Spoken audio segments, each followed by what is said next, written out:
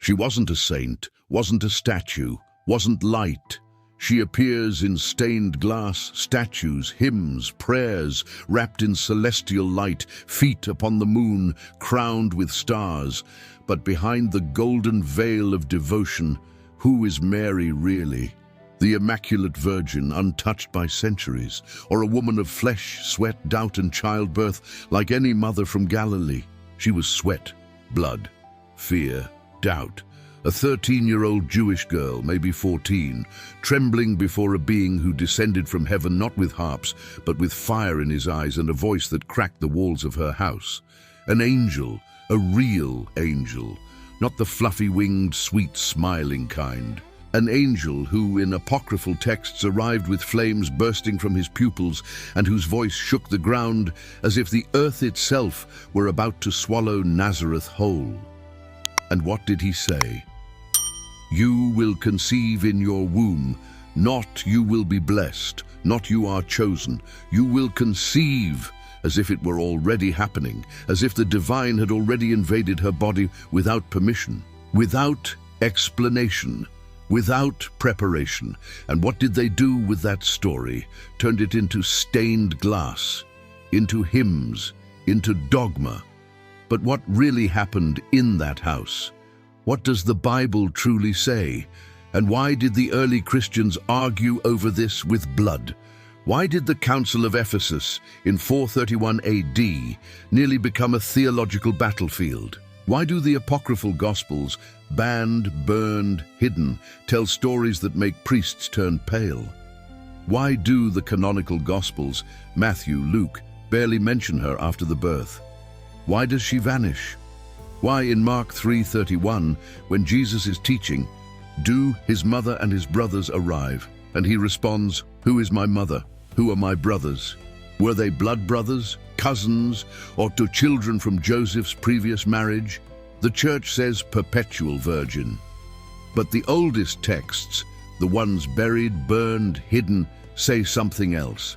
They say Mary bled, screamed in childbirth, breastfed, wept when Jesus was taken by soldiers, doubted, questioned, lived.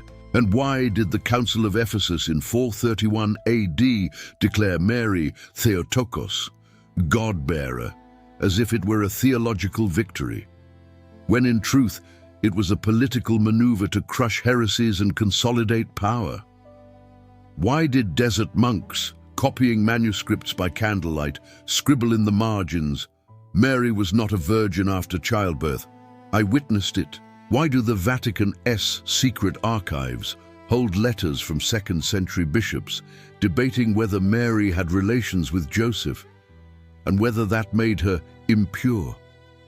And what do the bones found beneath the Vatican, the secret letters of deserting monks, and the Coptic manuscripts of Nag Hammadi reveal about the womb that bore the Messiah?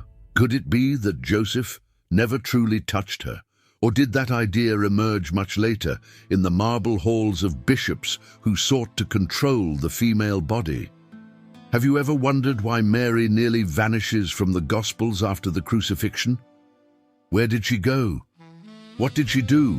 And why, in ancient texts like the Proto-Evangelium of James, is she described weaving the veil of the temple, a symbol so powerful it echoes even in end-time prophecies? And what if you were told Mary wasn't just Jesus' mother, but the guardian of a cosmic secret, that her womb wasn't just a cradle, but a portal, that her virginity wasn't biological but dimensional, about never being touched by the fallen energy of this world? And why in texts like the Gospel of Philip found at Nag Hammadi is it written, the companion of Christ is Mary Magdalene?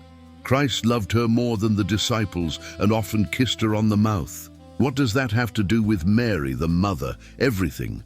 Because if Magdalene was the companion, who was Mary then? Just the mother? Or something far deeper, keeper of a mystery, carrier of a divine genetic code, mother of a being who wasn't just human, but a portal between dimensions? Have you ever thought of that? Have you dared? Or were you taught to pray without questioning? Is this theology, fantasy, suppressed truth, or all of it at once.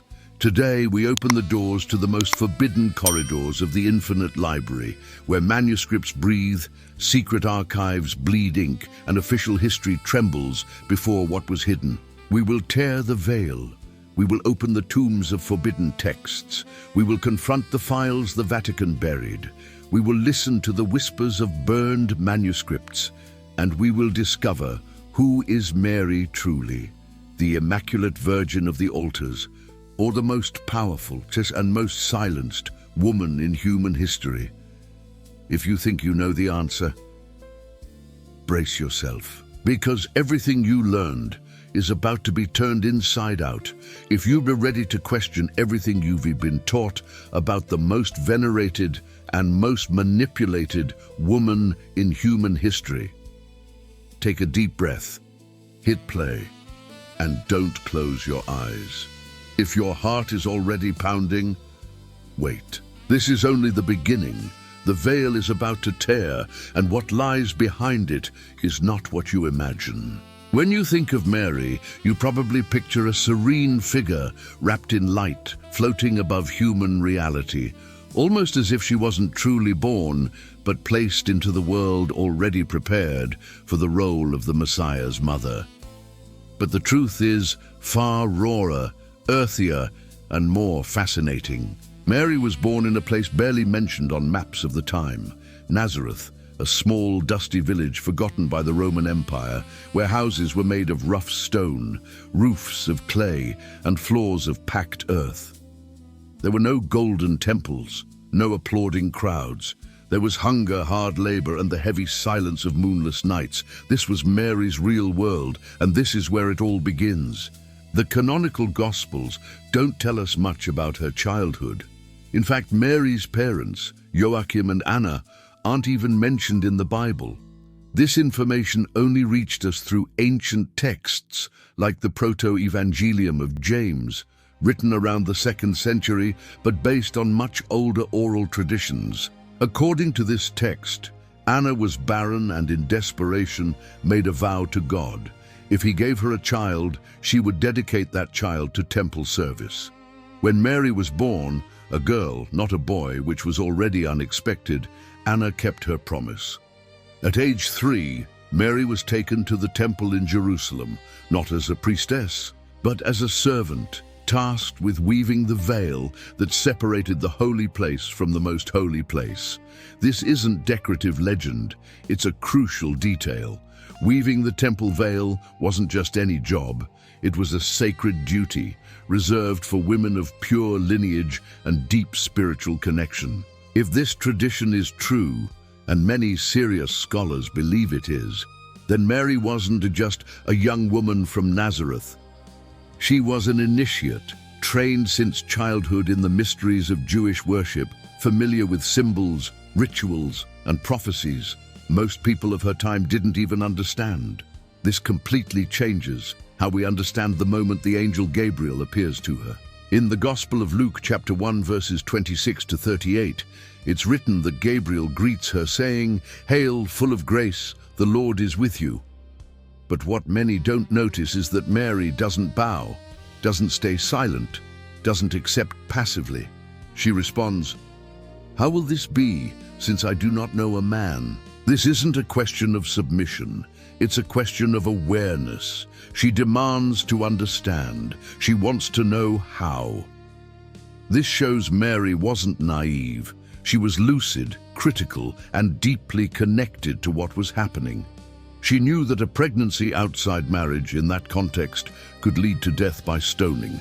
And yet, faced with the inexplicable, she says yes. But that yes wasn't blind. It was courageous, it was human. After the announcement, the canonical Gospels jump straight to Jesus' birth. But the apocryphal texts, like the Gospel of Pseudo-Matthew and the Proto-Evangelium of James itself, fill those gaps with disturbing details. They tell us Mary was taken to a cave, isolated, because her pregnancy caused scandal in the community. Joseph initially thought of leaving her, as recorded in the Gospel of Matthew, chapter 1, verses 18 to 25, until an angel appeared to him in a dream and convinced him to stay. Notice this, the angel didn't appear to reassure Mary, he appeared to Joseph. Why? Because in the social structure of the time, it was the man who needed convincing, the one who held authority. Mary, even though she was chosen, even though she carried the Messiah, still needed male validation to avoid rejection. This doesn't diminish her greatness, quite the opposite. It shows how revolutionary her journey was. She moved forward, even knowing the world wasn't ready for her. She wasn't a statue. She bled in childbirth. She breastfed. She wept when Jesus was taken by soldiers. She doubted, yes, doubted. When, in the Gospel of Mark, chapter 3, verses 31 to 35, she arrives with her brothers to speak to Jesus, and he responds, "Who is my mother? Who are my brothers?" What does this mean? Did he reject her? Or was he breaking with the idea of biological family to establish a new family? Those who do God's will. Whatever the interpretation, the fact is, Mary was there, present, alive, human. She didn't disappear after the birth. She kept walking, even when everything seemed to be falling apart. But there is one question no one asks, and it changes everything. If Mary was raised in the temple, weaving the sacred veil, what does that mean for our understanding of her virginity? Could it be that the concept we inherited of absolute sexual abstinence isn't the only possible meaning?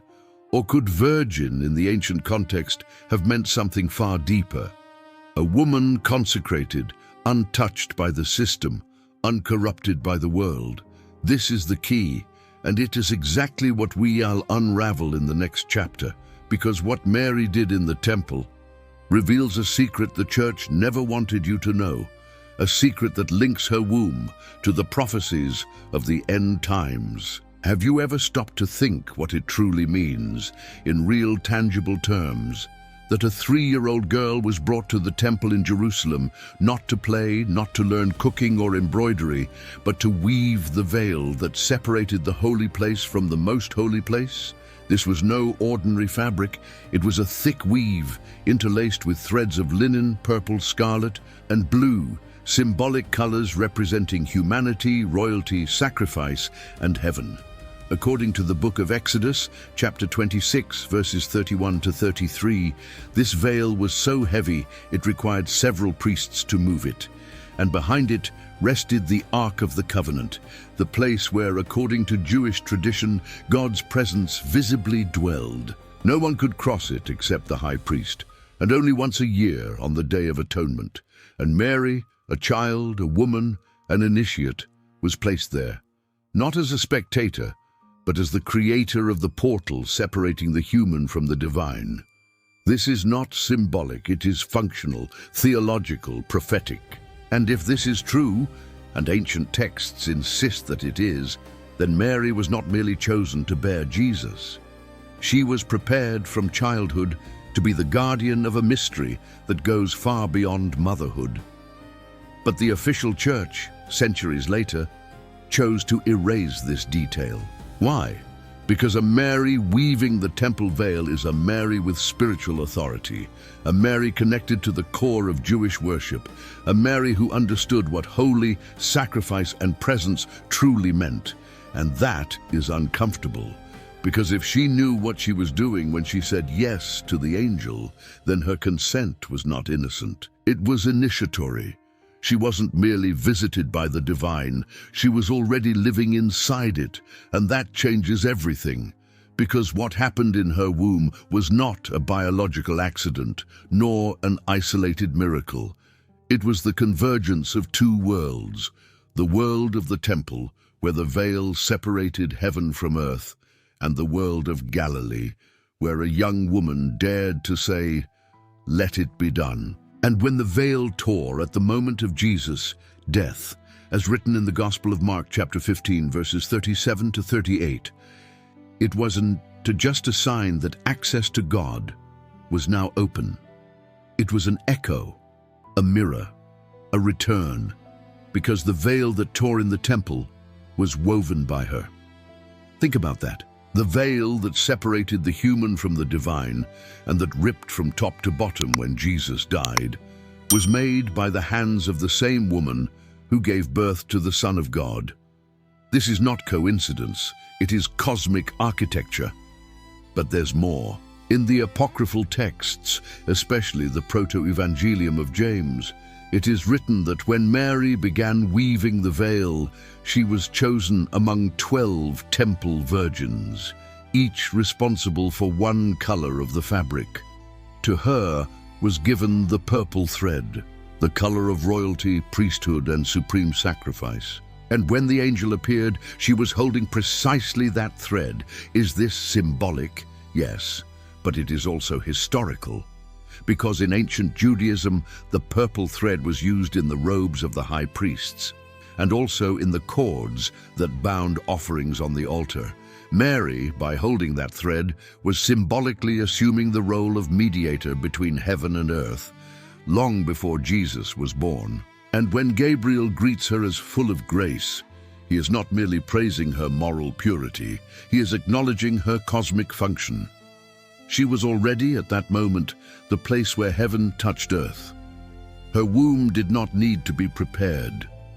It was already consecrated, already aligned, already open.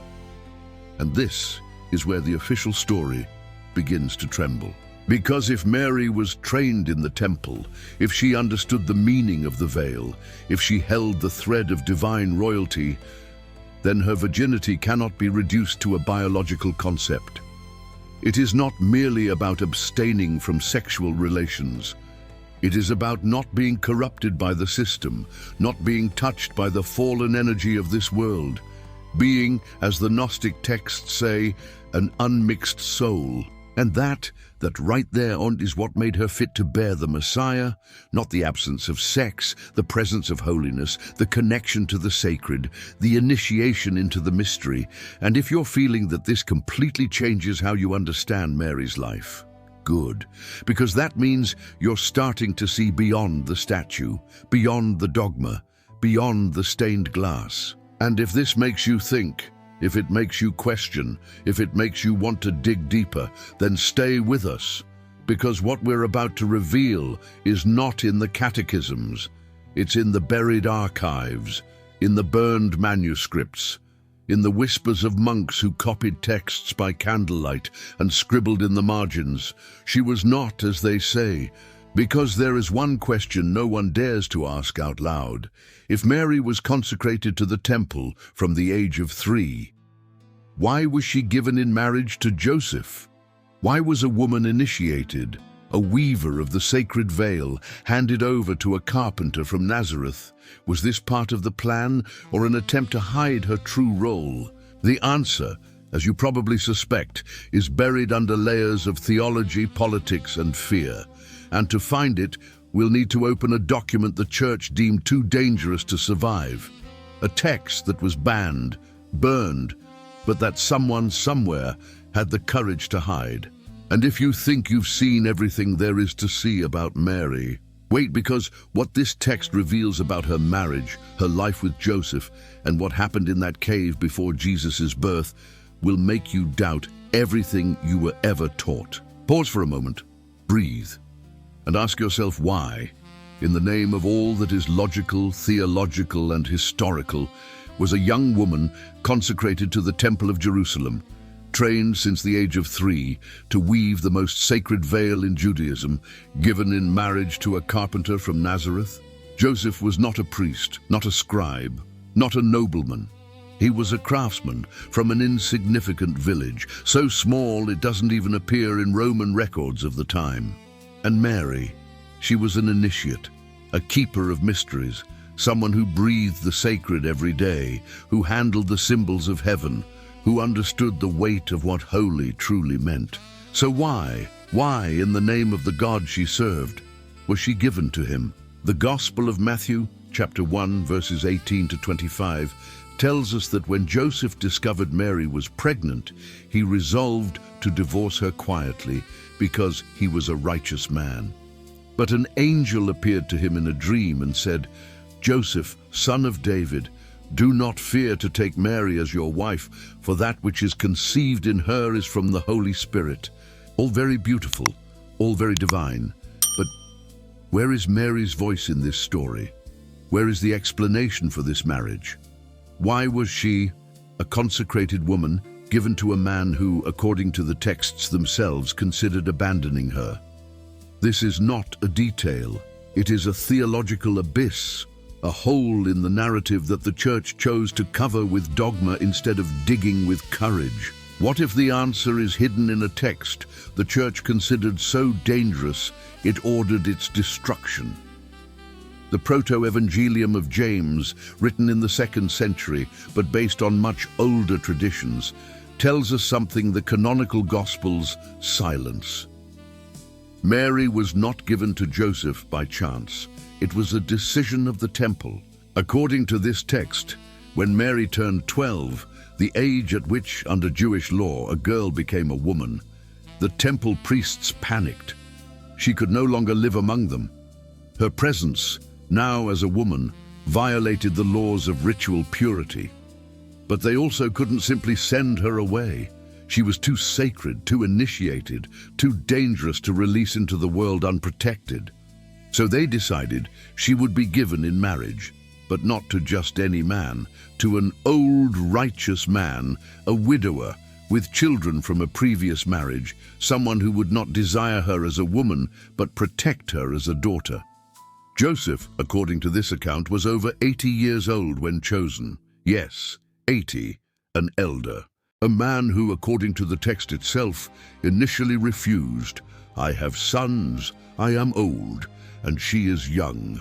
But the priests insisted, and a miracle, or was it a sign, sealed the choice.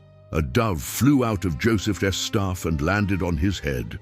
He was chosen, not out of love, not out of desire, out of ritual convenience, political necessity, control. This changes everything. Because if this version is true, and it is referenced in Coptic Eastern Orthodox and even some medieval Western manuscripts, then the marriage of Mary and Joseph was not a divine romance.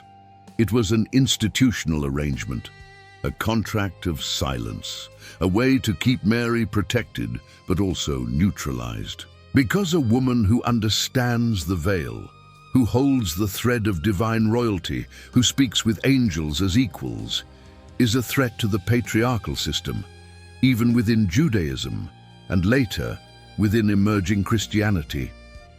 Giving her an elderly husband with children from another marriage ensured she would have no suspicious heirs, that her holiness would not be contaminated by human passions, and that her spiritual power would be contained under male authority. And Joseph, he was not a protagonist. He was a guardian, a custodian, a righteous man, yes, but placed there to fulfill a role, to hide what could not be explained. But here comes the deepest blow. What if Joseph was not just an old man? What if, in truth, he was far more than official texts allow us to see? Gnostic texts like the Gospel of the Ebionites, a Jewish Christian sect from the early centuries, claim that Joseph was in fact a secret initiate, a keeper of the lineage, someone who knew exactly who Mary was and what was coming. According to these accounts, he was not frightened by her pregnancy.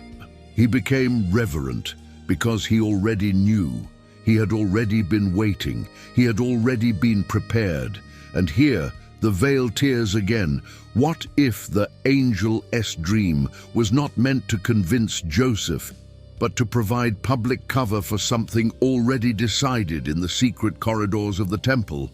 Something only the initiated knew, something involving prophecies, messianic lineages, and consecration rituals that official history erased. And if this makes you think, if it makes you question, if it makes you feel that everything you've learned about the holy couple is being turned upside down, then stay with us, because what we're about to reveal is not on the altars. It's in the basements, in the burned manuscripts of Nag Hammadi, in the secret letters of monks who fled monasteries because they knew too much. And what did they know? That the marriage of Mary and Joseph was not the beginning of a family. It was the cover-up of a mystery. A mystery involving royal blood, Davidic lineage, and a cosmic plan that began long before Bethlehem. And if you think you've seen it all, wait.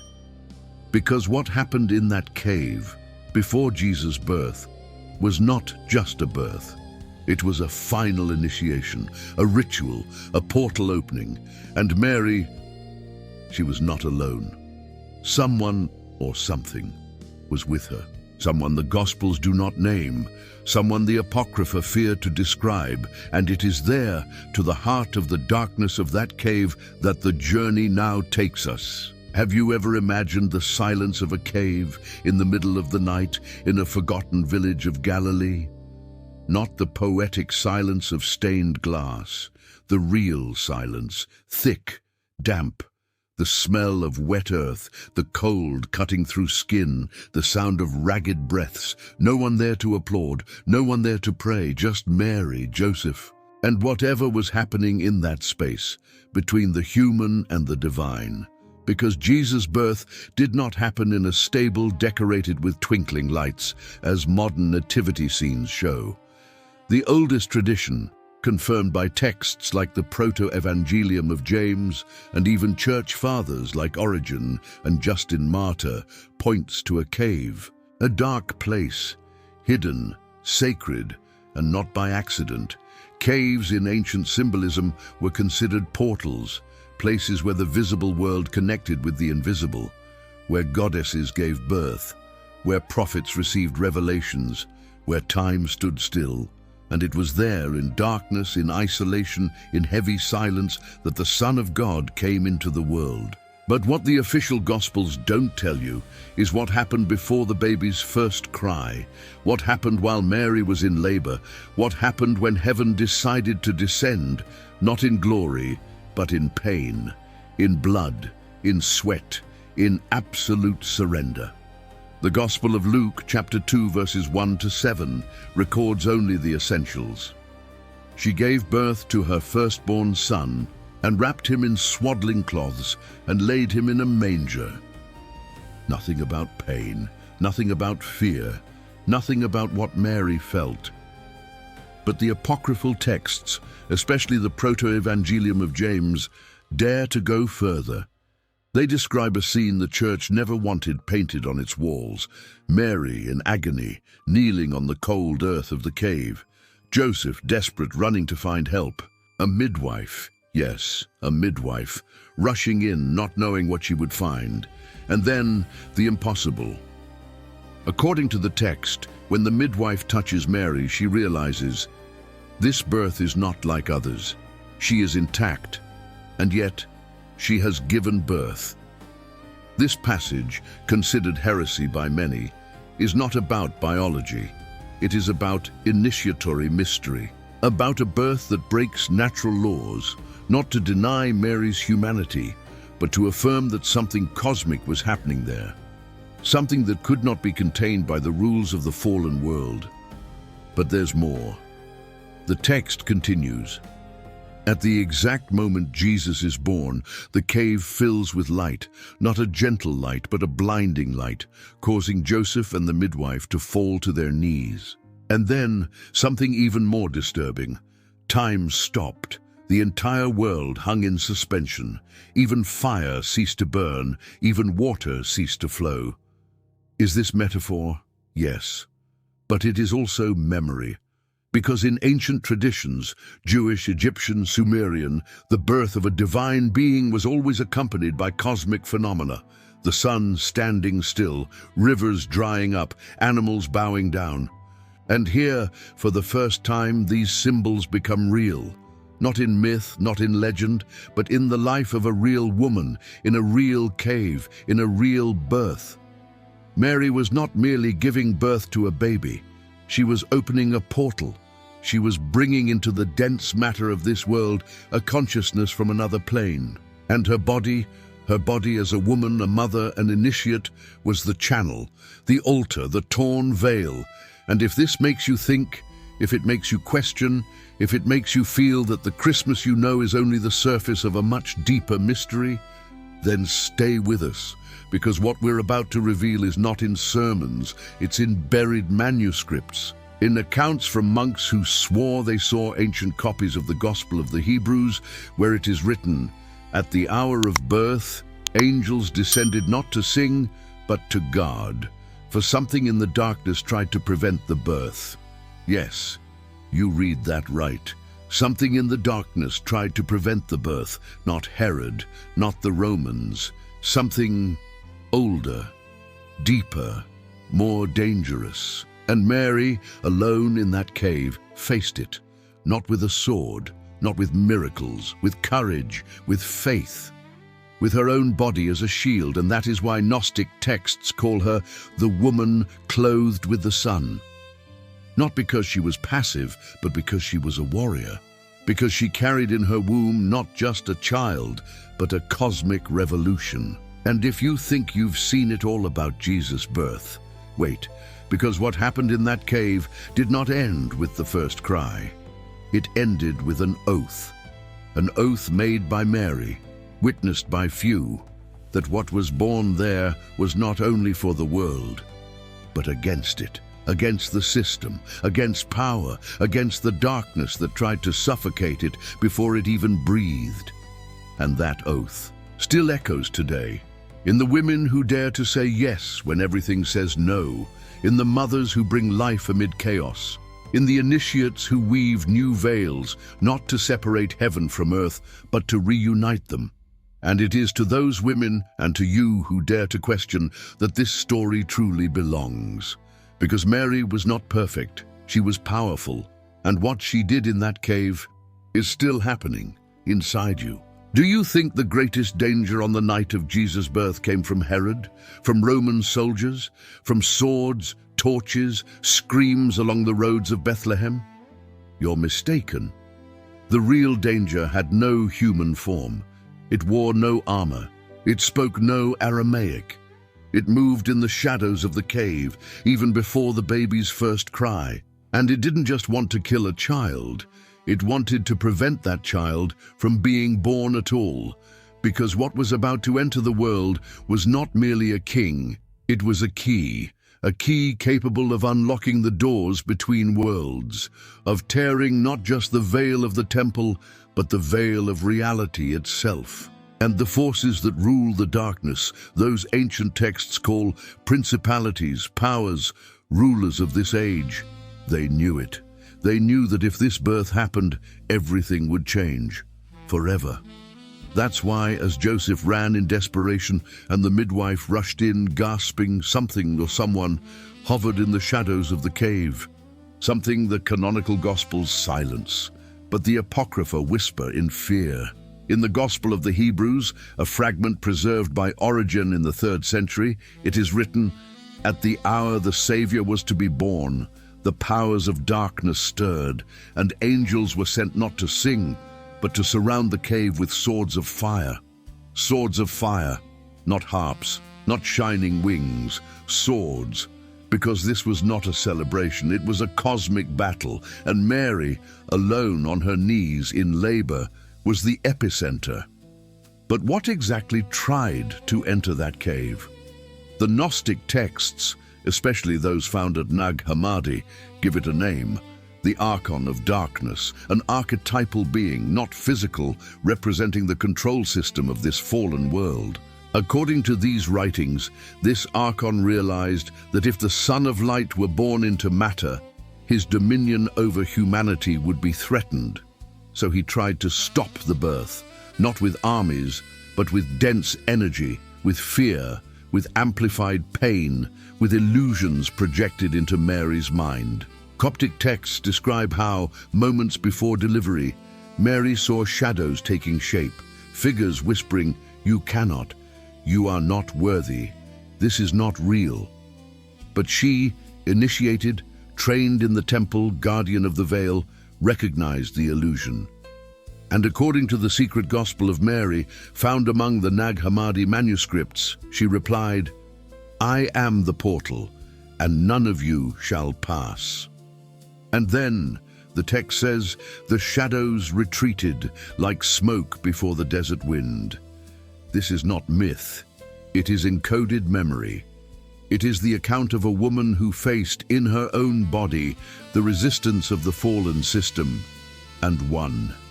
And the angels, they weren't there to applaud. They were there to guard the portal, because Jesus' birth was not a biological event. It was a dimensional invasion, a consciousness from another plane, pure, uncontaminated, free from the laws of the fall, was entering this world for the first time.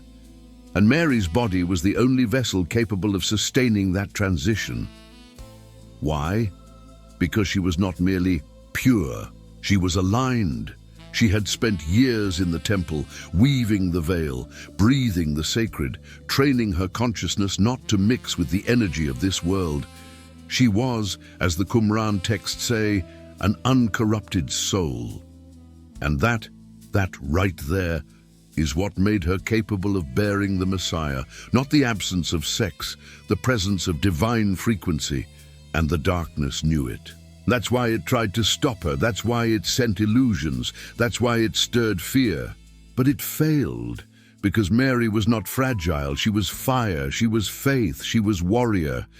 And if this makes you think, if it makes you question, if it makes you feel that the Christmas you know is merely the cover of a book no one dared to open, then stay with us. Because what we're about to reveal is not in hymnals. It's in the Vatican, secret archives, where second-century bishops' letters debate the danger of the woman who gave birth without being touched by the system. It's in the diaries of monks who fled monasteries because they saw the true birth accounts and went mad. And what did they see? That Mary was not alone in that cave. Beyond the angels, there were other presences. Presences forbidden texts call guardians of the stars, watchers of the threshold, those who came before. And they weren't there to observe. They were there to ensure the portal opened correctly, because Jesus' birth was not just a human event. It was a galactic event, an alignment, a code being activated. And Mary, she was not just the mother, she was the master key, the only one capable of bringing the light without breaking the vessel, without driving matter mad, without destroying the world around her. And if you think you've seen it all about Jesus' birth, wait. Because what happened in that cave still echoes today, in every woman who confronts the system, in every mother who gives life under pressure, in every initiate who dares to open portals the world tries to close. And Mary, she's still there, not as a statue, not as dogma, but as living presence, as force, as active code, because what she did that night is still happening in you now. Every time you say yes to the impossible, every time you face the shadows with your own body as shield, every time you remember you too are a portal, and nothing can stop what is born through you when you are aligned with the light. Have you ever read the Gospel of Mark, chapter 6, verses 1 to 3? That uncomfortable, almost hidden passage where the people of Nazareth, who knew Jesus since childhood, look at him and say, "Isn't it this, the carpenter, the son of Mary and brother of James, Joseph, Judas, and Simon? And aren't his sisters here with us?" Brothers, sisters, plural, in flesh and blood, living in the same village, sharing the same surname, the same house, the same story. And for centuries, the church has tried to sidestep this, invented theories. They were cousins, children from Joseph's previous marriage. Just spiritual metaphor. But the text leaves no room for metaphor. It's direct, raw, human. Jesus had brothers. 4 men, James, Joseph, Judas, and Simon, and at least 2 women, referred to as sisters, unnamed, as always. And why does this bother so much? Because if Jesus had blood brothers, then Mary had other children. And if Mary had other children, then she was not perpetually virgin. And if she wasn't perpetually virgin, then the entire theological edifice built on absolute purity collapses. And that's why this passage was silenced, reinterpreted, softened, as if Jesus' humanity were a threat to his divinity. But it's not. It's the opposite. It's precisely because he was brother of James, son of Mary, carpenter of Nazareth, that he is so revolutionary, so real, so dangerous. But let's go further, because the question isn't just who were the brothers. The question is, why was the church so afraid of them? James, the brother of the Lord, as he's called in Galatians 1:19, was no extra. He was the leader of the Jerusalem church, more important in the early years than Peter or Paul. He presided over the Council of Jerusalem described in Acts 15.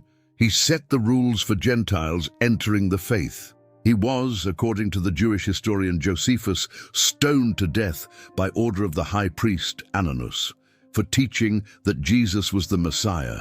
James wasn't just a brother, he was an heir, guardian of the original tradition. And what did he teach? That Jesus was human, that he was born of a real woman, that he grew up among real brothers, that he ate, sweated, wept, doubted, like anyone else. And that, to the powers who wanted to turn Jesus into a distant, celestial, untouchable figure, was unacceptable.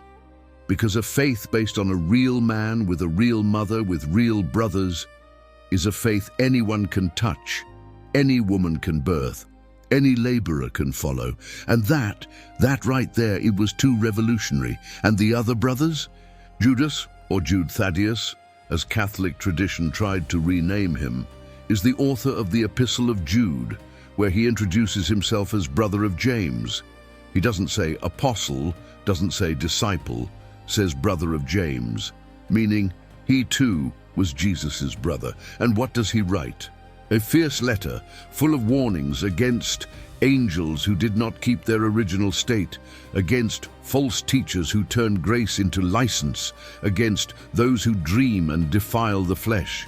He's not talking abstract theology, he's talking real corruption, real betrayal, a system that tried to erase Jesus' true lineage, and he, as a brother, came to denounce it.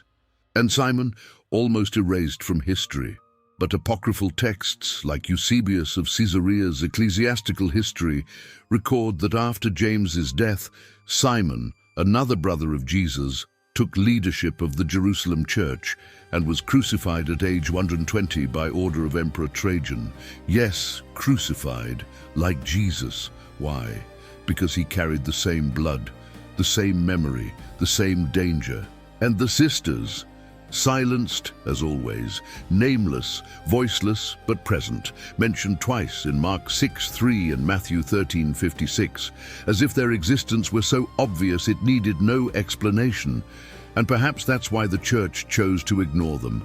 Because sisters of Jesus mean Mary was mother to girls, that she nursed them, taught them, wept for them, that she had cramps, sleepless nights, a mother's worries for daughters in a cruel world, that she was a woman, not a statue, and that more than any dogma is what threatens the system, a real Mary, fertile, human, powerful.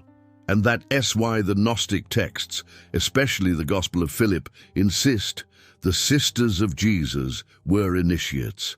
They knew what he knew. They kept the same mysteries. In other words, they weren't extras. They were guardians of the original code. And if this makes you think, if it makes you question, if it makes you feel the story you were told was edited to hide Jesus's true family, then stay with us, because what we're about to reveal isn't in catechisms. It's in the burned manuscripts of Nag Hammadi, in secret letters from heretic bishops, in accounts from Messianic Jews who fled to India and preserved James's lineage. And what did they know? That the brothers of Jesus weren't just relatives. They were heirs to a secret involving Mary's true role, the meaning of the veil, and why the system needed to erase them. And if you think you've seen it all, wait, because what we're about to unearth will show that Jesus' family wasn't erased by accident. It was cancelled for being a threat. They knew too much, taught too much, existed too much. And Mary, she didn't just birth them, she initiated them, and what she planted in that house in Nazareth is still growing in you now.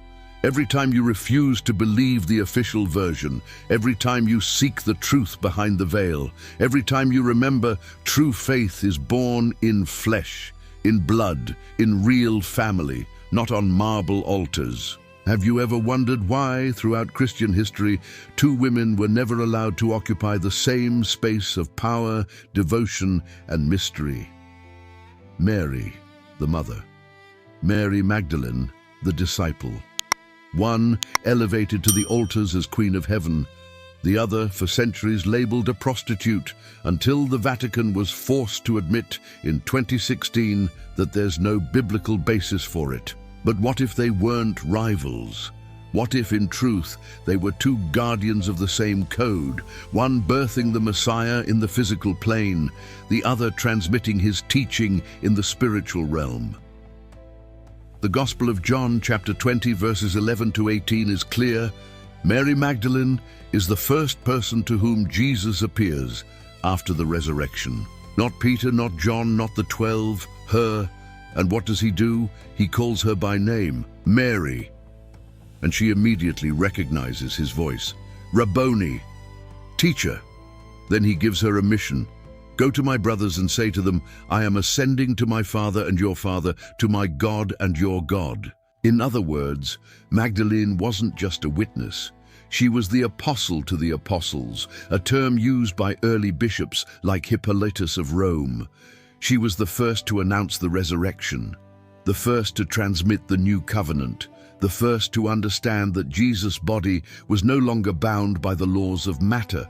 So why did the church erase her? Why turn the chief disciple into the sinner? Because Magdalene represented something the patriarchal system could not tolerate. An initiated woman, authorized, anointed directly by Jesus to teach, lead, and transmit the deepest mysteries. Worse, Gnostic texts, especially the Gospel of Mary, found at Nag Hammadi, show she didn't just listen to Jesus, but dialogued with him as an equal, interpreting his teachings more deeply than the apostles themselves. In one passage, Peter says to her, Sister, we know the Savior loved you more than any other woman. Tell us the words you remember him saying, the ones we don to know or haven't heard. And Mary responds, with authority, calm, wisdom. This was unacceptable, because if a woman could teach the apostles, then male hierarchy was threatened. And so, over centuries, Magdalene was degraded, sexualized, silenced, while Mary, the mother, was elevated, but emptied, made into a passive symbol, an untouchable statue, a voiceless virgin. Thus the system neutralized both, one through unreachable holiness, the other through the stain of supposed impurity. But what forbidden texts reveal is that Mary and Magdalene weren't a T on opposite sides, they were on complementary ones. Mary, the birther, Magdalene, the transmitter, Mary, who opened the portal at birth, Magdalene, who kept the portal open after resurrection. And there are hints they knew and respected each other. In the Gospel of Philip, verse 59, it is written, The companion of the Savior is Mary Magdalene. Christ loved her more than all the disciples and often kissed her on the mouth. That kiss wasn't romantic. It was ritual. In Gnostic circles, a mouth-to-mouth kiss symbolized the direct transmission of the divine breath, of secret wisdom. Magdalene was the bearer of the breath. And who else in history was described as a bearer of the divine? Mary, she upon whom the Holy Spirit will come and the power of the Most High will overshadow you, as stated in the Gospel of Luke, chapter 1, verse 35. Two women, one flow, one birthed the body, the other guarded the spirit.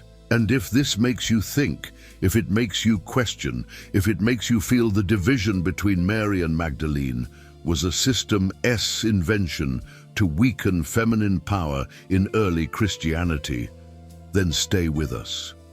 Because what we're about to reveal isn't in catechisms. It's in buried manuscripts, in secret dialogues among disciples, in oral traditions that survived in the mountains of France, where Magdalene is said to have spent her final years, not as a penitent, but as an initiated master, teaching the women the church expelled. And what did she teach? That the kingdom of God isn't in a distant heaven, but within each person. That resurrection isn't a future event, but a present experience. That Jesus didn't come to found a religion, but to reveal a code of liberation. And Mary, she didn't vanish after the crucifixion. Apocryphal texts like the Acts of Pilate mention she was present at the resurrection, not as a spectator, but as a key witness. The one who knew from the beginning that her son didn't belong only to this world. And when Magdalene ran to the tomb and found the body gone, it was to Mary she returned, not to the apostles, because only another initiated woman could understand what had happened. And if you think you've seen it all about these two women, wait. Because what we're about to uncover shows Mary and Magdalene weren't isolated figures. They were pillars of a secret feminine network that kept alive the flame of Jesus' original teaching, long after men had turned his message into dogma. And that network was never destroyed, only hidden, and it still operates. In every woman who dares to teach without permission, in every mother who initiates her children into soul mysteries, in every disciple who seeks truth beyond the altars. And Mary and Magdalene, they are still here, not as statues, not as domesticated saints, but as living forces, as active codes, as sisters who never parted and who now call you back to the original path. Have you ever noticed how Mary, the most important woman in Christian narrative, simply disappears? After Jesus' crucifixion, she vanishes from the canonical Gospels. No word on where she went, what she did, how she lived her final years. The Gospel of John, chapter 19, verses 25 to 27, is the last official record. Jesus, on the cross, looks at her and the beloved disciple and says, "Woman, behold your son," and to the disciple, "Behold your mother." And after that, silence. Nothing else. No account of her life after the resurrection. No mention in Acts of the Apostles, nor in Paul's letters. As if, having fulfilled her role of birthing the Messiah, she was erased from history. But was that really it? Or was her disappearance in truth a strategic retreat? A withdrawal into the shadows, where she continued her mission away from institutional power's eyes? The apocryphal texts, especially those found at Nag Hammadi and preserved by Coptic tradition, tell another story. A story where Mary doesn't vanish. She withdraws to a safe place, a sacred place, a place where she could keep initiating, teaching, guarding the code only she, as mother and portal keeper, knew in full. The oldest tradition, recorded by Eusebius of Caesarea in the 4th century, citing Bishop Epiphanius, claims Mary spent her final years in Ephesus, modern-day Turkey, under John's care. This version was adopted by the Catholic Church and is still celebrated today at the site known as the House of Mary, a sanctuary visited by thousands. But there's a problem. This tradition emerges centuries after the events, and no first-century text mentions it. Meanwhile, Gnostic texts like the Gospel of Mary suggest she didn't go to Ephesus. She went to the desert, to hidden communities of disciples who fled Jerusalem after James's death, places where women could still teach, where Jesus' secret teachings were still transmitted, where patriarchal systems hadn't yet imposed their rules. And there, according to these texts, Mary wasn't just a respected figure, she was the teacher, the one who interpreted Jesus' dreams, the one who explained the mysteries of the kingdom, the one who calmed the disciples' fears with her serene presence and ancestral knowledge. But there is another, even more hidden, tradition found in medieval manuscripts and pilgrim accounts, that Mary never died, that like Elijah and Enoch, she was taken alive, body and soul, to a higher plane. This belief, which later became the dogma of the Assumption of Mary, already circulated in Christian esoteric circles as early as the 2nd century. Texts like the Transitus Mariae, banned by the Church but secretly copied by monks, describe astonishing scenes. Apostles miraculously transported from all corners of the world to be by her side at her departure, angels descending with hymns, Christ himself appearing to receive her. But the most intriguing detail, in some versions her body is not found in the tomb, just like Jesus. This is no coincidence, it's deep symbolism, because if Mary was the portal through which divine consciousness entered this world, then she was also the portal through which that consciousness could return to its original plane. Her body didn't need to decay, it wasn't subject to the laws of the fall. Like Jesus, she transcended matter, not through absolute divinity, but through perfect alignment with the light. And if this makes you think, if it makes you question, if it makes you feel the Gospel's silence on Mary, his final years was intentional, to hide what she became after Jesus' death, then stay with us, because what we're about to reveal isn't in Sunday sermons, it's in manuscripts buried under Syrian monasteries, in hermits' diaries who swore they saw her alive decades after the crucifixion, in traditions of Jewish Christian communities who fled to Persia and preserved accounts of Mary teaching in secret synagogues, dressed as a priestess, interpreting psalms as codes of liberation. And what did she teach? That the kingdom isn't a place, it's a state. That resurrection isn't a future event, it's a daily choice. That being Mother of God isn't a title. It is a cosmic function any woman can assume when aligned with creation's frequency. And Mary, she never stopped teaching, she only stopped being seen. Because the world was not ready for the woman who birthed the Messiah and then became his first true disciple, the only one who knew from the beginning that he didn't come to die, but to show death doesn't exist. And if you think you've seen it all about Mary, wait, because what we're about to uncover shows her disappearance wasn't an end, it was an awakening, a step out of history and into living myth. And she's still here, not as a statue, not as dogma, but as presence, as whisper, as active code in every woman who dares to birth the divine without asking permission. She did not die, she ascended, not as a statue, not as dogma, not as the passive mother of a distant God, but as the final bearer of the code, as the last living witness of the open portal, as the woman who, having birthed the light into the plane of matter, now guided it back to its original plane, not in escape, but in fulfillment. The Gospel of Luke, chapter 1, verse 37, echoes as final prophecy, "For nothing is impossible with God." And if that includes, yes, it includes, a woman whose body, having been the vessel of the divine, now frees itself from the laws of fallen flesh. The forbidden texts do not fear to declare Mary was not assumed by heavenly decree. She chose. At the exact moment her heart beat for the last time in this plane, she activated the code she had carried since Nazareth, since the temple, since the angel, since the birth in the cave, since the silence after the cross.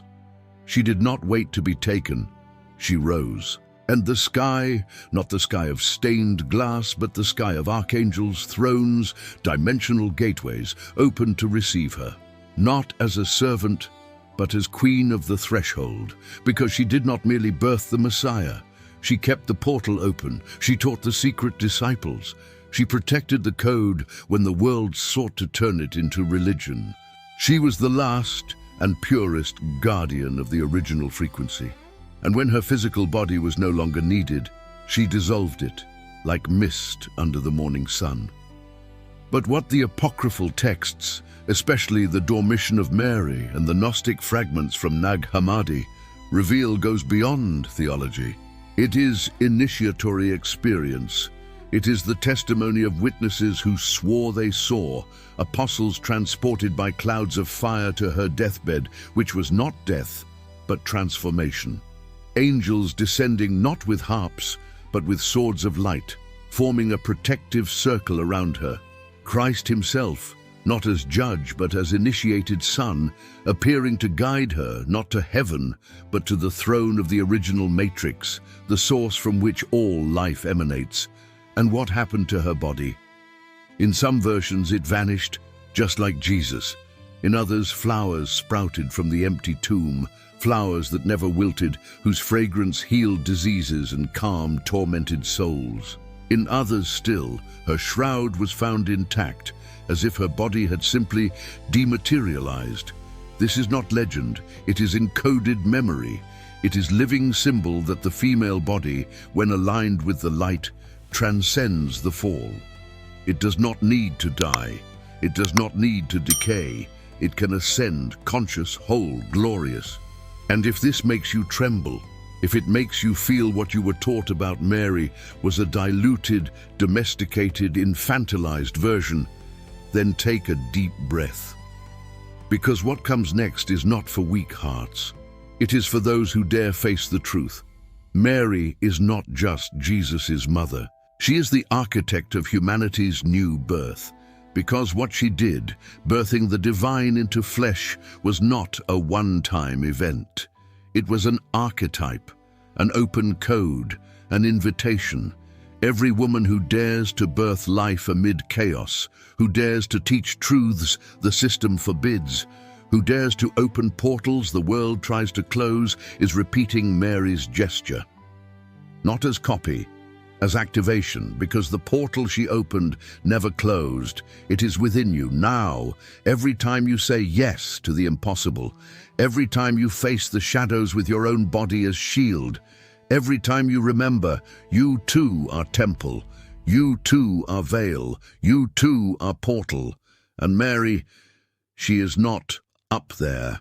She is here, in the silence between one breath and the next. In the instant before birth, in the moment you choose not to be silent, she is the force moving every woman who refuses to be diminished, who refuses to be silenced, who refuses to believe her body is sin.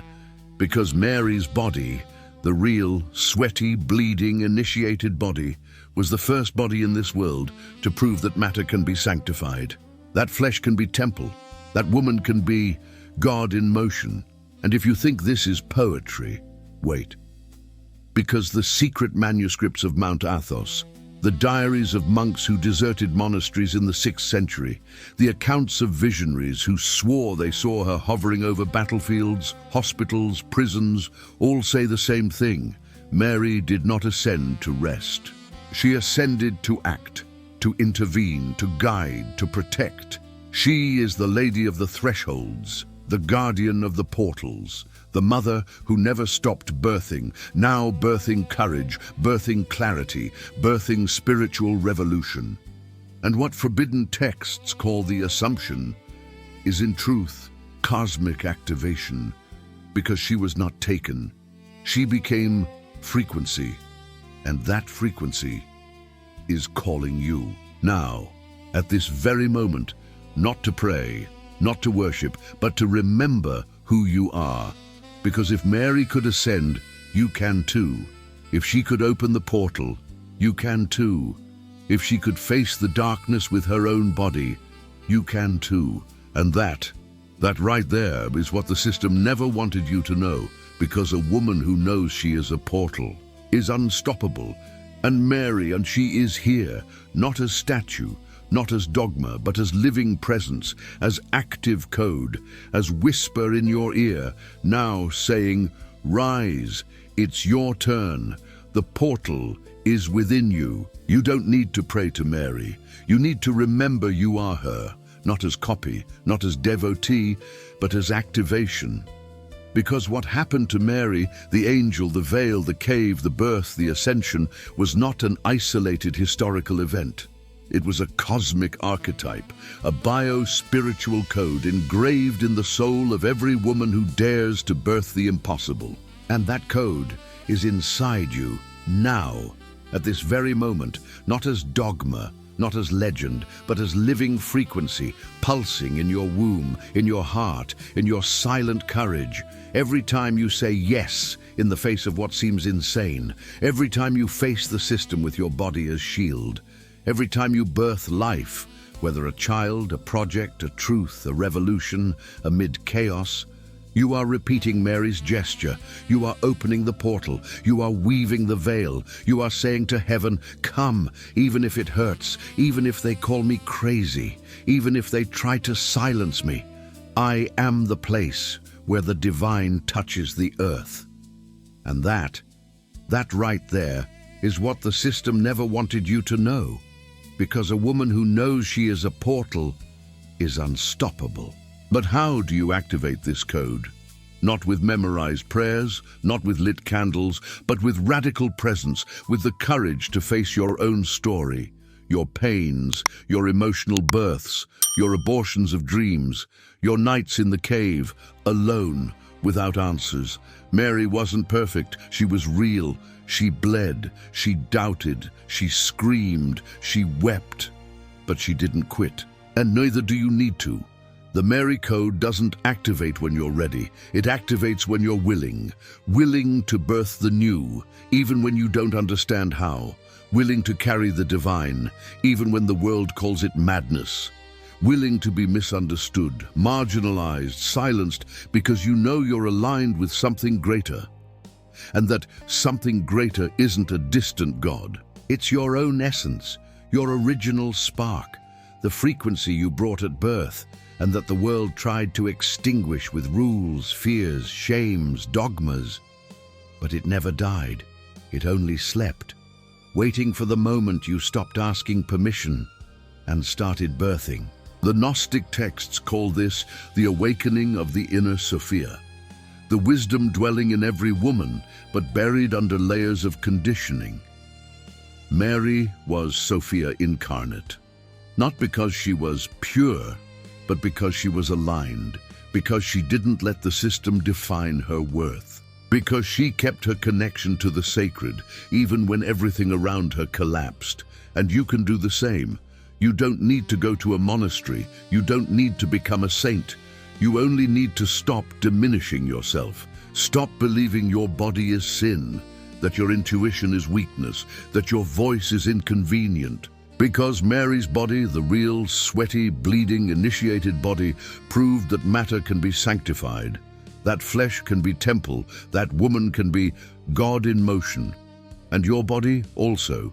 Your womb, physical or symbolic, is also an altar. Your silence, when chosen, not imposed, is also power. Your pain, when honored, not hidden, is also initiation. And if this makes you tremble, good. It means the code is activating. Because Mary's awakening within you is not gentle. It is revolutionary. It is like the temple veil tearing from top to bottom. It is like the cave filling with blinding light. It is like the angel entering your room and saying, you will conceive, not a child, not a project, but a new version of yourself. The version that doesn't ask permission, that doesn't apologize, that doesn't shrink, that knows it carries the same frequency that birthed the Messiah and can birth, here and now, the salvation the world so desperately needs. Because salvation doesn't come from outside, it comes from within. It comes from women who dare to birth the new, even when everything says no. And Mary, she is not on the altars. She is in your chest, in your breath, in your I won't accept this anymore, in your enough, in your now. She is the force moving every woman who refuses to be diminished, who refuses to be silenced, who refuses to believe her body is sin. Because Mary's body, the real, sweaty, bleeding, initiated body, was the first body in this world to prove that matter can be sanctified, that flesh can be temple, that woman can be God in motion. She did not return as a statue, not as an image on a medal, not as a memorized prayer, repeated without soul, without hunger, without urgency. She returned, is returning, as living frequency, as a whisper in the ear of the woman who wakes at 3 a.m. with a tight chest, not knowing why, as trembling in the hands of the mother holding her sick child, feeling deep inside that only she can save him, not with medicine, but with presence. as fire in the belly of the young woman standing before her boss, priest, husband, system, saying, "No, enough, I won't accept this anymore." Mary is not on altars. She is in the trenches, in emergency maternity wards, in rooms where women cry alone, in streets where girls dare to scream, in silences where the soul decides, "I won't be silent." She didn't return to be worshipped. She returned to be activated, because the world is on the brink of collapse, not from lack of technology, but from lack of maternal frequency. Because they erased Mary, the real Mary, sweaty, initiated warrior, and with her they erased the code that keeps the world aligned. But now she is returning, not by miracle, by invocation. Because every woman who dares to birth the new, even without understanding how, is calling Mary back. And she answers. She has always answered. The forbidden texts, especially the Gnostic writings from Nag Hammadi and the Coptic manuscripts of Egypt, describe Mary not as a passive mother, but as active force of the cosmos.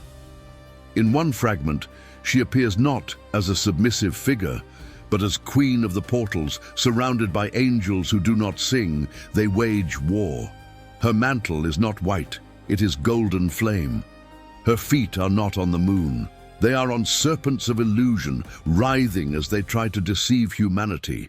And her eyes, not lowered, fixed on you, now, at this very moment, because she knows you are next, the next to open the portal, the next to birth the impossible, the next to face the darkness with your own body as shield. And she did not come to save you. She came to remind you, you already have everything within you, the code, the frequency, the fire, the cry, the silence that heals, the womb that transforms, the heart that does not bend. You don't need permission. You don't need blessing. You don't need an altar. You are the altar. And Mary, she is here. Not as a distant intercessor, as immediate presence, as force that moves when you decide, enough, it's my turn. And how does she return? Not with thunder, not with spectacular miracles, but with subtle and devastating signs. The woman who, in the midst of depression, feels warmth in her chest and begins to cry for no reason and gets out of bed. The young woman about to give up on her dream, who hears an inner voice say, "Don't stop, not yet." The mother who in the hospital places her hands on her child's body and feels energy flow, and doctors call it coincidence. The disciple who, reading an ancient text, feels as if she already knew it, as if remembering, not learning. This is not chance. It is activation of the Mary code. It is ancestral frequency reconnecting. It is the guardian of the portal returning to those who invoked her, not with words, but with courage. Because Mary only appears when you stop asking for help and start acting as if you've already received it. She doesn't come to those who pray in fear. She comes to those who dare in faith. Faith not in a distant God, but in your own ability to birth the divine here, now, in flesh, in sweat, in pain, in glory. And if this makes you tremble, good. It means she is near, because Mary's return is not gentle. It is earthquake. It is like the temple veil tearing from top to bottom. It is like the cave filling with blinding light. It is like the angel entering your room and saying, "You will conceive," not a child, not a project, but a new era. The era when women stop asking permission and begin to govern with wisdom, intuition, sacred force. The era when the female body stops being an object and becomes living altar again. The era when silence stops being submission and becomes initiatory power again. And Mary, she is not coming from heaven, she is emerging from within you, because the portal she opened in Nazareth never closed. It is in you. Now, every time you take a deep breath and decide, "I carry the divine, and I will birth the new, even if the world doesn't understand." And when you do that just once with all your truth, Something moves in the invisible plane. Angels fall silent, darkness retreats, and Mary, she smiles, because another daughter has awakened, another guardian has risen, another portal has opened, and the world, slowly but irreversibly, begins to change. And if you think this is poetry, wait. Because the accounts of women in war, in prison, in childbirth, in grief, in revolution, from all cultures, all times, tell the same story. When everything collapses, when no one else can help, when the body hurts and the soul screams, someone appears, not with wings, not with harps, but with presence. A presence that calms, that strengthens, that says without words, I am here, you are not alone, keep going. Some call her guardian angel, others divine mother, but those who know the ancient texts whisper, it's Mary, the real one, the one who didn't die, the one who ascended to return, the one who never stopped birthing. And she doesn't choose the perfect. She chooses the willing, those who bleed but don't quit, those who cry but don't stay silent, those who doubt but keep moving forward, because the Mary Code doesn't activate in perfection. It activates in imperfect courage, in raw surrender, in the yes spoken with a trembling voice, but spoken. And if you're reading this now, it's not coincidence. It's invitation, it's calling, it's time. Rise, breathe, feel. She is here, inside you, beside you, in your pain, in your cry, in your silence, in your womb, in your heart, in your now. Mary did not return to be worshipped. She returned to be lived. And you are her body, her gesture, her portal, her cry, her yes, her now. Now, silence. Not empty silence, not the silence of surrender, but the silence after the storm, after the scream, after the birth, after the portal opened, and you realize there's no going back. Because when the veil tears, it doesn't stitch itself back together. When Mary enters, she doesn't leave. When the code activates, it doesn't deactivate. And what remains? Not cheap miracles, not easy answers, but a presence that doesn't shout, that doesn't demand worship, that doesn't need altars. She just is. In your slower breath, in your gaze that now sees beyond masks, in your body that no longer shrinks from fear, in your womb, physical or symbolic, that now knows it is sacred, unconditionally, without apology, without shame to hide. The canonical Gospels don't tell us what happened to Mary after the resurrection, but the apocryphal texts, the burned, the hidden, the whispered, tell us something deeper. She didn't disappear. She became atmosphere, like the wind moving through Galilee's olive trees, like water springing in the desert, like fire that doesn't consume but illuminates. She is not out there. She is here, in the silence between one decision and another, in the instant before you say no, in the moment you choose not to run, even when you don't understand why. Because Mary is no longer a character in history, she is active frequency in the quantum field of feminine consciousness. And when you invoke her, not with words but with courage, she doesn't come from outside. She rises from within, from your ancestral womb, from your initiated heart, from your pain transformed into power. And what does this change? Everything and nothing. Everything, because you will never again see your body as sin, never again ask permission to exist, never again doubt that the divine can be born through you. Here, now, sweaty, imperfect, real. Nothing, because life goes on. Dishes still get dirty, bosses still yell. The world still tries to shrink you, but now you know. You are not alone. You never were. Mary is not a distant saint. She is the cellular memory of the woman who would not bend. She is the force moving every mother who nurses amid chaos, every young woman who says no in the dark room, every elder who whispers wisdom to those with ears to hear. She is the one who holds you when you fall, who pushes you when you hesitate, who reminds you you already have everything. Stop searching outside. But this silence, it hurts. Because after the climax, after the revelation, after the portal opens, comes the loneliness of truth. Because not everyone will understand you, not everyone will believe you. Some will call you crazy, others heretic, others dangerous. Because a woman who knows she is a portal threatens the system, and the system always reacts. But you don't need to convince anyone. You only need to remain aligned, remain active, remain alive, even when everything around you seems dead. Because Mary didn't win with applause. She won with presence, with sacred stubbornness, with refusal to disappear. And you are her continuation, not as copy, as code in motion, as frequency spreading, as seed germinating in the dark. And if this makes you cry, good. Because the silence after the climax is not empty. It is gestation. It is the moment when the new, the true, the real, the divine begins to form within you, without hurry, without anxiety, without needing to show it. Because what is born from this silence is not for the world's eyes.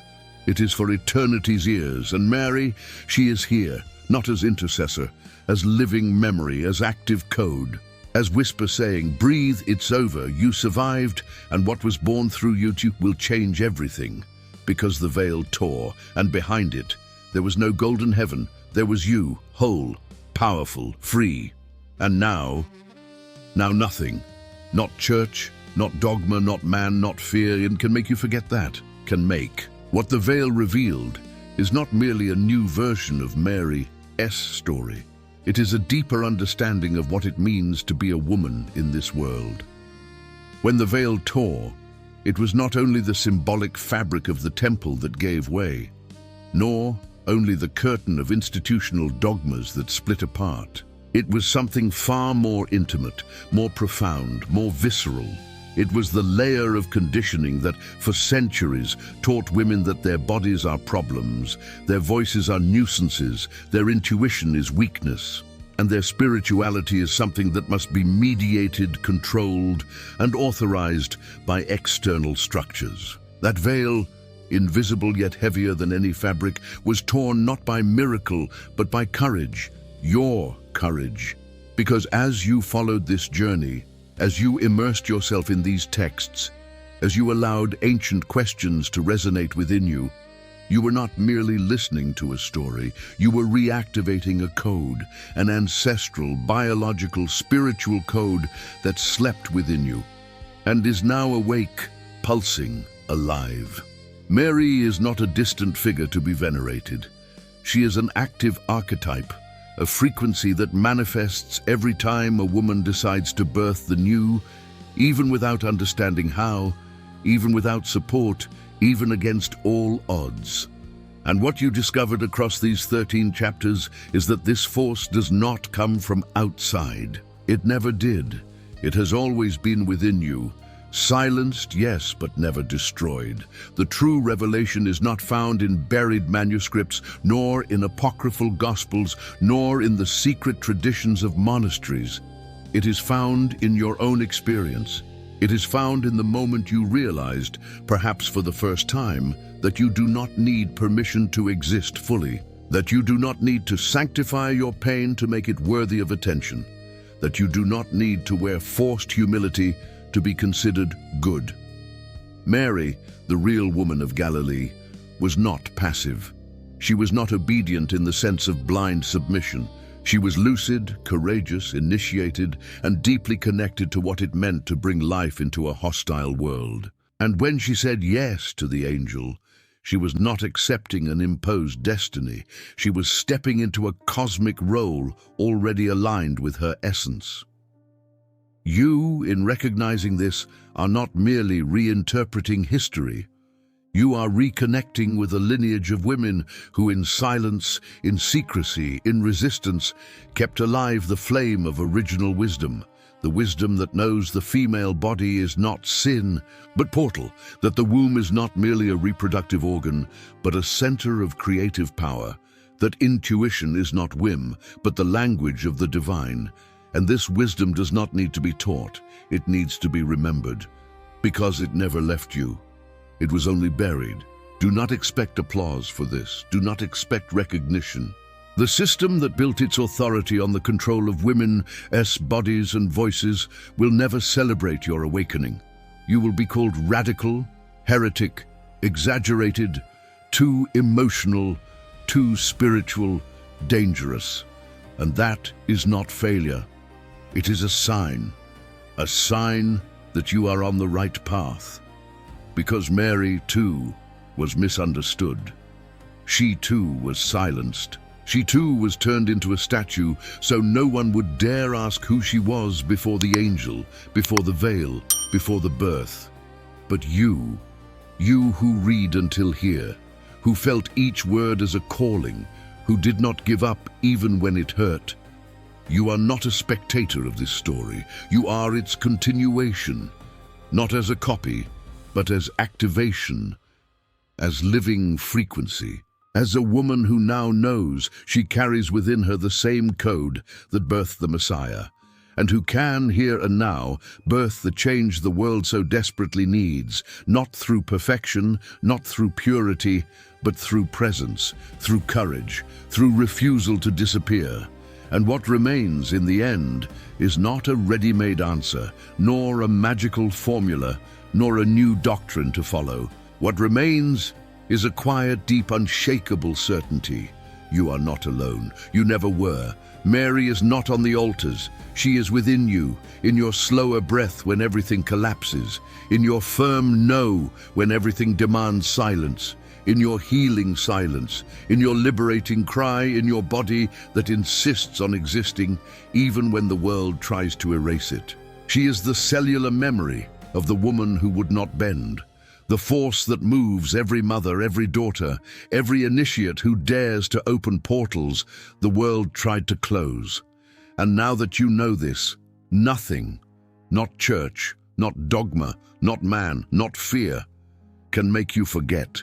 You do not need to pray to Mary. You need to live like her, whole, powerful, free, because the veil tore, and behind it, there was no golden heaven, there was you. And that changes everything. If you've made it this far, it wasn't by accident. It's because something inside you recognized the truth before it was ever spoken aloud. Because the code Mary carried, and that you now know you carry too, doesn't respond to dogma, institutions, or sanitized versions of history. It responds to courage, to presence, to silence that refuses to bend. And if this journey moved you, if it made your heart beat faster, brought tears, anger, relief, or awakening, then it fulfilled its purpose, to remind you who you are. Not a spectator of faith, not a repeater of memorized prayers, but a living guardian of the portal, the one who births the new, even when the world insists on burying it. Mary is not far away, she's within you, and what she did you can do too, not tomorrow, not when you're ready, now, with everything you have, with everything you are. If this touched you, don't let it end here. Share it with those who need to hear it. The friend who forgot her own power, the daughter who doesn't yet know her body is sacred, the woman carrying the world on her shoulders who believes she doesn't deserve rest. Save this. Return to it when you need to remember you are not alone. And subscribe. Not for algorithms, not out of obligation, but because this journey doesn't end here. There are more veils to tear, more portals to open, more codes to activate. This is only the beginning of an investigation that goes far beyond what the altars show, and you are an essential part of it. Your presence, your yes, your silent cry, all of it moves something in the unseen realm. And we're here, walking beside you, unearthing what was buried, revealing what was silenced, weaving the veil again, not to separate but to unite. Because what we've uncovered together isn't just about Mary, it's about you, about every woman who came before you, about everyone who will come after. It is about the power that awakens when a woman decides she doesn't need permission to be whole. And if you felt this, then you already know this isn't just a video, it's a calling, a portal, a code being activated.